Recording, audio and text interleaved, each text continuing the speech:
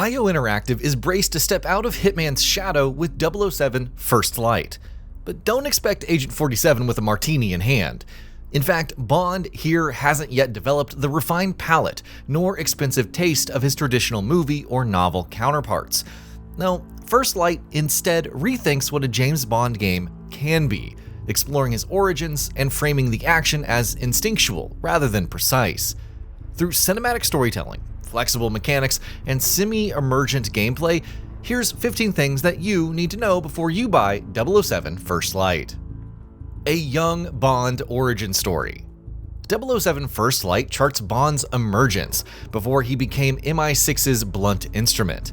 He's sharp and evidently has enough talent for an exciting career in espionage, but he is still learning. Idealistic, impulsive, occasionally optimistic, James here is a fledgling agent operating on instinct over calculation.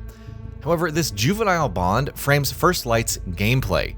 You'll rarely execute a perfect plan, instead figuring things out in real time. Straight off the bat, it's clear IO Interactive has smartly aligned the game's narrative hook with both gameplay and character development. Missions prioritize creativity. IO Interactive are leaning into their systemic design strengths cultivated in Hitman, but with even less rigidity. In First Light, 007's missions are built around the idea that there are always multiple solutions, at least 3 as quoted in a Beyond the Light dev diary, with different infiltration routes, scattered objects, tools, and environmental opportunities that are in play. You could slip through a restricted area undetected, manipulate security systems, cause distractions, or simply blow things up. Whatever path you choose, the game is designed to encourage your creativity. 4 core gameplay pillars. Facilitating your creativity, First Light's missions are structured around 4 distinct, overlapping approaches. Spycraft is Bond's subterfuge toolkit, where eavesdropping, pickpocketing, and distracting yield useful information. Instinct is a resource which reflects his intuition and reflexes, used for silent takedowns, bluffs, and more on bluffs a little bit later, or executing perfect shots. Gadgets flesh out 007's options, and we'll give you an overview of these later in this feature as well. The final pillar, combat, fuses gunplay with close quarters brawling. The idea here is that you can lean into whichever philosophy seems most appropriate for any given scenario, and likely blend all 4 across an entire mission. The key is adaptability. Like Bond, you won't be locked into a role. Stealth and combat have equal footing. Unlike Hitman, where stealth rules the roost, First Light treats stealth and combat as equally viable. You can ghost through situations, but if things get loud, the game will effortlessly pivot to explosive gunplay. Also, however, you can use de-escalation tactics, where you'll lean on James's charisma to bluff your way past workers or talk yourself out of suspicion, though higher level personnel are going to be harder to fool.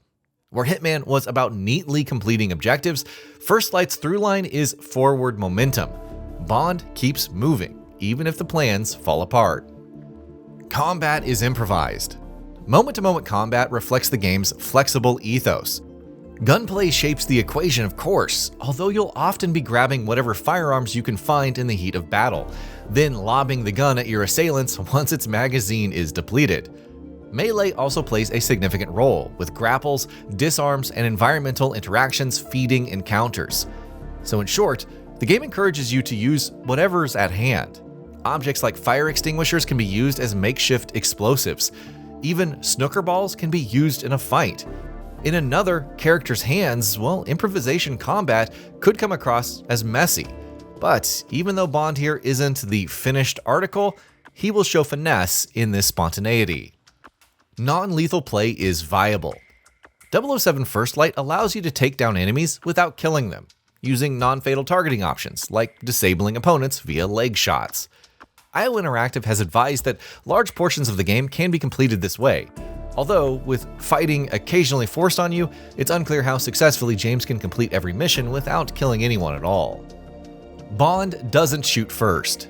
The non-lethal emphasis has narrative foundations as well. You see, Bond isn't given free rein to murder anyone who gets in his way, at least not initially.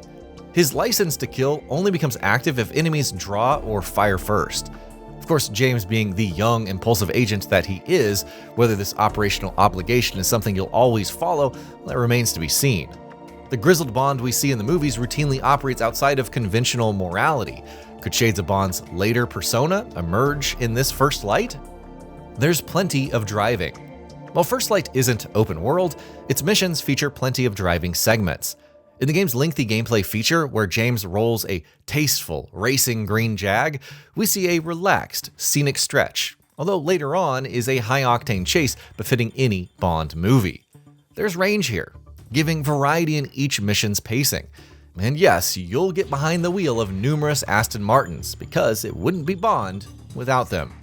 Q acts as a mentor figure. Q's role throughout 007 First Light isn't just a gadget supplier, but he acts as Bond's mentor and teacher. Not just introducing James to tools, but the mindset of espionage too, serving as a bridge into this world. Q, seemingly more so than most of the other characters, embodies the game's origin story framework, where Bond leans on allies like Q to hone his craft. There are plenty of gadgets. Q's toolkit includes a mix of classic gadgets and some newfound, near-experimental tech. The Q lens enhances Bond's environmental awareness by highlighting meaningful information and hackable devices. A multifunctional Q watch activates Bond's gadgets to create diversions and deadly traps. The laser strap dazes enemies. A dart-enabled phone quietly shoots poisonous projectiles. Modified earbuds produce blinding flashes of light. And smoke bombs, because of course, there are smoke bombs. They will provide a smoke screen that you're probably experienced with. All of these gadgets are integrated into mission design, forming the backbone of your creativity. Whether stealth, distraction, traversal, or a mix of techniques, Q's gadgets facilitate that flexibility. Moneypenny has an active field role. Bond isn't the only new face in MI6. Moneypenny is fresh into her career in covert espionage too. Here in First Light, she's reimagined as a field agent who maintains constant communication with Bond via an earpiece. Their relationship through the game reflects two operatives who are still finding their feet, both in the dangerous world that they're working and with each other. They're familiar but uncertain, collaborative but hesitant, reframing their dynamic compared to the movie portrayals. The remaining cast also shapes Bond. Beyond those familiar faces, First Light also introduces all-new character Greenway, who questions Bond's readiness for the fieldwork. Their friction is counteracted by M, who's a younger, less authoritative, but just as ambitious character. She's someone who sees potential when others don't, and she puts faith in Bond. The main antagonist, Bama, is positioned as both alluring and uncompromising, a classic Bond villain with a modern feel. He's joined by other threats, including rogue agent 009, suggesting a story which blends interpersonal relationships with danger and betrayal. Tac Sim mode brings replayability. Outside of the game's campaign, Tac Sim brings structured challenges based on specific conditions. This immersive agent training offers leaderboards too, with earnable XP which can be spent on gadget upgrades, firearms, and outfits. IO Interactive has also confirmed that Tac Sim will receive post-launch updates, giving you reason to keep returning. Built on Glacier Engine. Like Hitman, First Light runs on IO Interactive's proprietary Glacier game engine, bringing enhanced cinematography and dynamic gameplay.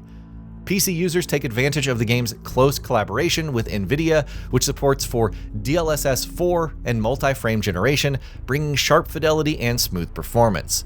If you're playing on PS5 Pro, you'll be pleased to see 007 First Light has been optimized to use Sony's PSSR tech, capable of 60 FPS in quality graphics settings. PC requirements. Playing 007 First Light at the minimum PC requirements, you'll need an Intel Core i5-9500 or AMD Ryzen 5 3500 CPU, and a GeForce GTX 1660 or RX 5700 GPU. Recommended hardware as per the game's Steam page details an Intel Core i5 13500 or AMD Ryzen 5 7600 processor, and GeForce RTX 3060 Ti or RX 6700 XT graphics. 16GB RAM is the minimum no matter the rest of your setup, with 80GB storage space also needed. And that'll be about it for this one. If you guys like what we're doing at GamingBolt, please consider subscribing to our channel, and I'll see you guys on the next video.